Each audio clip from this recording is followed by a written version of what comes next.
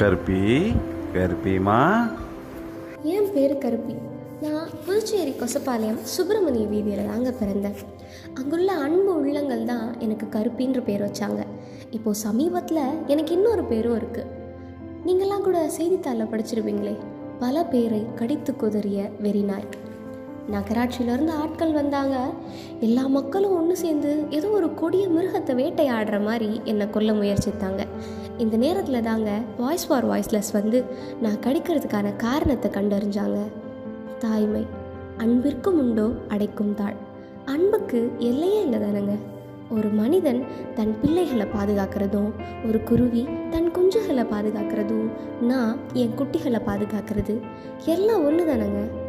உங்கள் குழந்தைகள் சாலையில் போகிற வாகனங்களால் ஏற்றி கொலை செய்யப்பட்டு அதை உங்கள் கண்ணால் பார்க்குற நிலை ஏற்பட்டால் உங்கள் மனநிலை எப்படி இருக்கும்? நான் அந்த வலியையும் வேதனையும் அனுபவிச்சிருக்கேன். என்னால் உங்களை மாதிரி கத்தி கதறி அழ முடியாதுங்க. இந்த காரணத்தை வாய்ஸ் ஃபார் வாய்ஸ்லெஸ் தெரிஞ்சுக்கிட்டு என்னை அன்பு பாராட்டி எனக்கு கருத்தடை செய்து எனக்கு நல்ல உணவுகளை கொடுத்து எங்களோட மறுபக்கத்தை எல்லாருக்கும் புரிய வச்சு அதை செய்தித்தாள்லையும் வர வச்சாங்க. என்றைக்காவது நீங்கள்லாம் யோசிச்சு பார்த்துருக்கீங்களா? நாங்கள்லாம் எங்கள் பிள்ளைகளை ஈன்றெடுப்போம்னு.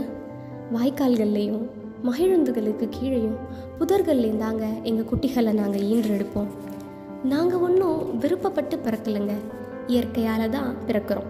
எங்கள் வாழ்க்கை இவ்வளவு கஷ்டமாக இருக்கும்னு தெரிஞ்சிருந்தா நாங்கள் பிறக்காமலே இருந்திருப்போம்.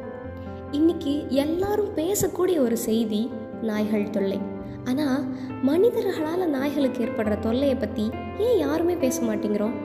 நல்ல வேலை வாய்ஸ் ஃபார் வாய்ஸ்லெஸ் என்னை மீட்டெடுத்தாங்க. இல்லைன்னா என்னை எப்போவோ கொண்டிருப்பாங்க. இன்றைக்கி நான் உயிரோடு இருக்கிறதுக்கு ஒரு முக்கியமான காரணம்னா அது வாய்ஸ் ஃபார் வாய்ஸ்லெஸ் தான். இன்றைக்கி நான் நல்லா இருக்கேன். ஆனால் நாய்களோட நிலை இன்னும் மாறவே இல்லை தானேங்க. இந்த உலகம் எல்லா உயிர்களுக்கும் சமம்.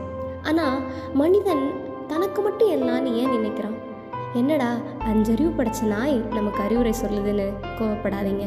இந்த நிலையை உருவாக்கினதும் 6 அறிவு படைச்ச நீங்கள் தான். நாமும் வாழ்வோம், மற்ற உயிர்களையும் வாழ விடுவோம். இந்த சிந்தனை உங்கள் எல்லாருக்கும் புரியணும்.